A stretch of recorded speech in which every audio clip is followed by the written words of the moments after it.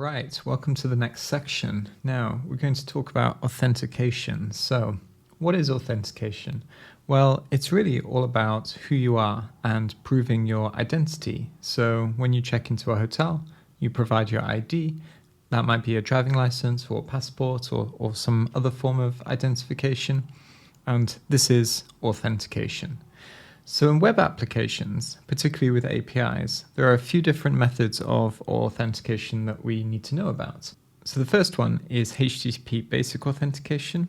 We also need to know about bearer tokens, so JSON web tokens, OAuth 2.0, and API keys. Now, basic authentication is not used quite as much as it used to be, and there's a good reason for this. The credentials are simply encoded and passed with every request, and this is not a good way to protect credentials, sending them with every request that we make. But they are very easy to implement and use.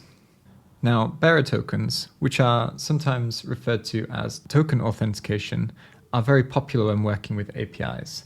They're typically passed in the authorization header, but contain the requester's identity.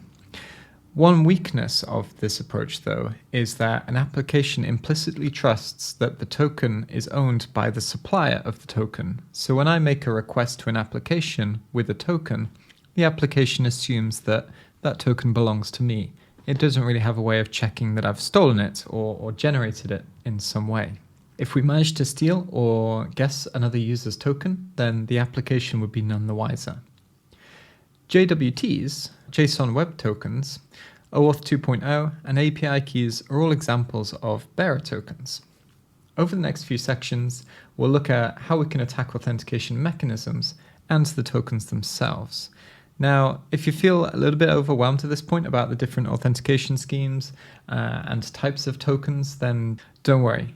We're going to go through and take a closer look at all of them in action and build a foundation that you can expand on going forwards. See you in the next video.